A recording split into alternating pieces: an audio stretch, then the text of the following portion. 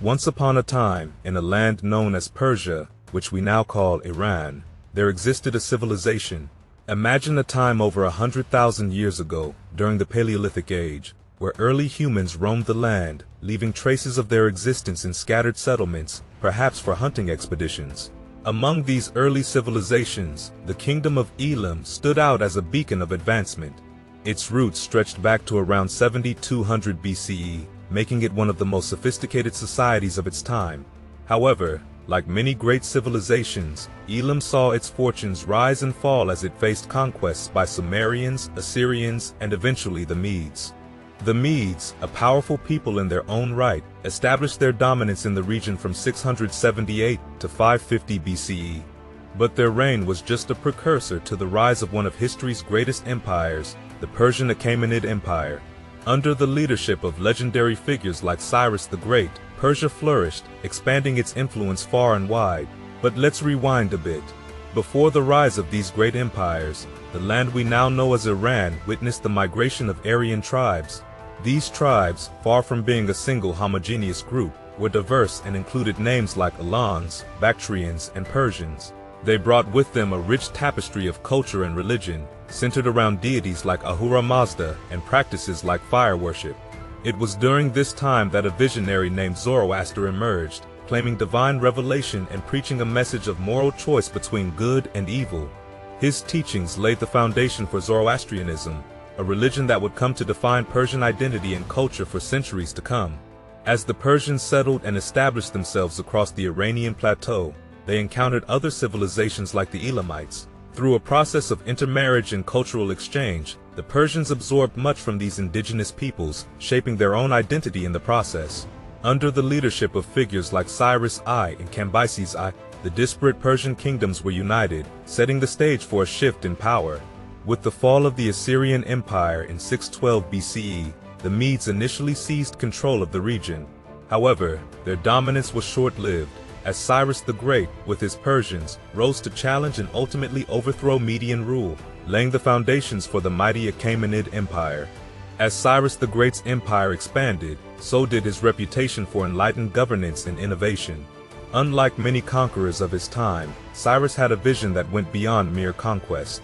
He sought to improve the lives of his subjects and foster peaceful coexistence among diverse peoples. One of Cyrus's most remarkable achievements was his implementation of technological innovations to address the practical needs of his empire. Recognizing the vital importance of water, he revitalized ancient systems like the Khanate, which tapped into underground aquifers to provide irrigation for arid lands. Though not his invention, Cyrus expanded the use of quanates across vast territories, ensuring the prosperity of his subjects.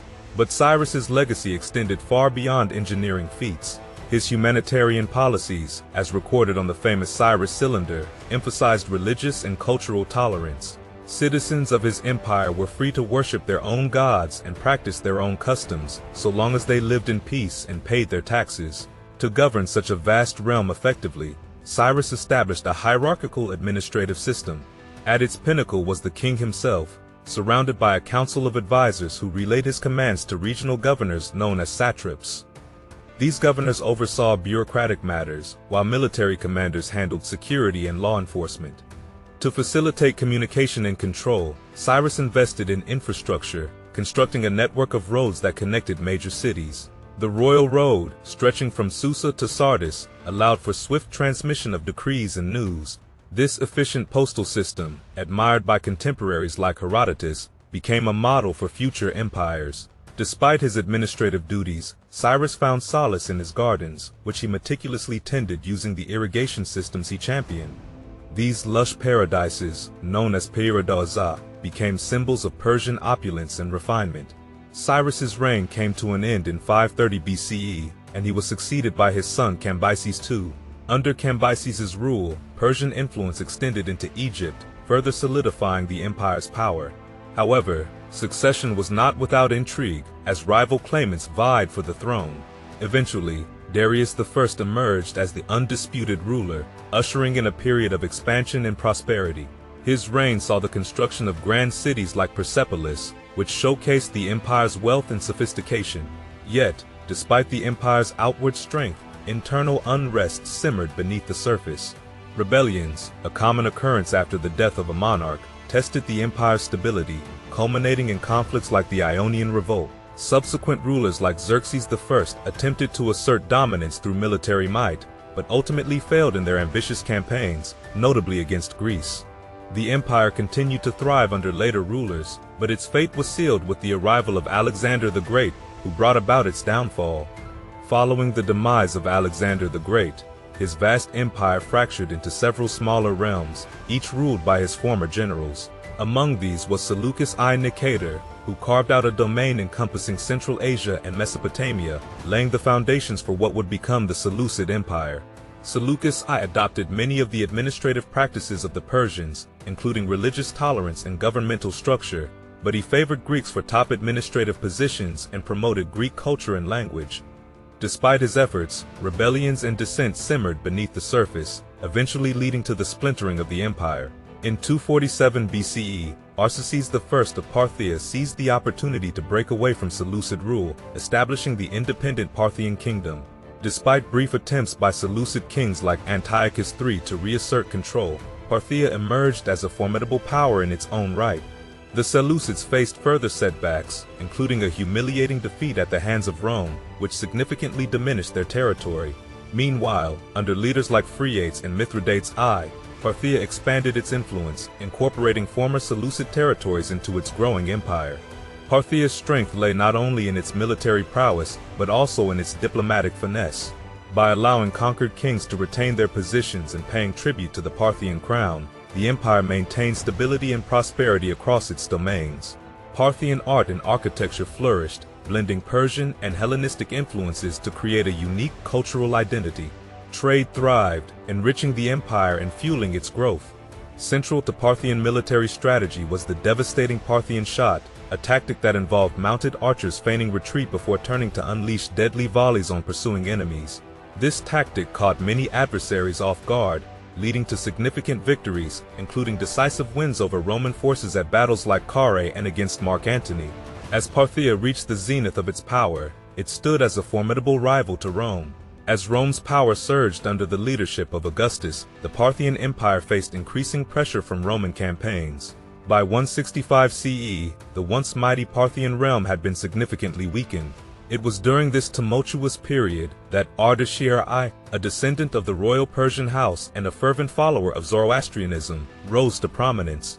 In 224 CE, he seized power from the last Parthian king, Artabanus IV, and established the Sasanian Empire.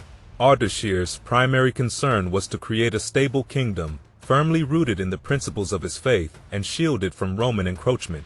Upon his death in 240 CE, Ardashir was succeeded by his son, Shapur I, who continued his father's legacy of religious tolerance and administrative efficiency.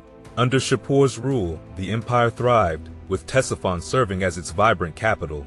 Shapur I was not only a capable administrator, but also an architectural innovator, commissioning projects such as domed entrances and minarets. He revitalized ancient technologies like the qanat and the yakshul, while also introducing wind towers for cooling buildings. A devout Zoroastrian, Shapur I saw himself as a champion of light against the darkness of Rome. His military campaigns against Rome were resoundingly successful, culminating in the capture of the Roman Emperor Valerian, whom he famously used as a footstool. Shapur I laid the groundwork for the Sasanian Empire's golden age, which reached its zenith under the reign of Khosrau I, also known as Anushirvan the Just. Khosrau I implemented sweeping reforms, including equitable tax laws and the establishment of a renowned center of learning, the Academy of Gandhishapur. Under Khosrau I's enlightened rule, the empire continued its tradition of religious tolerance and abolished slavery, distinguishing itself from its Roman counterparts. The Sasanian Empire flourished as a beacon of Persian culture and civilization, drawing on the rich legacy of the Achaemenid Empire while forging new paths of innovation. However, like all great empires, the Sasanians faced challenges from within and without. Weak rulers, corruption, and the devastating plague of 627 to 628 CE contributed to its eventual decline. In the 7th century CE, the Sasanian Empire fell to the Muslim Arabs, but its legacy endured. Persian technological, architectural, and religious innovations would leave an indelible mark on the conquerors and their religion. Today, modern Iran stands as a testament to the enduring legacy of ancient Persia,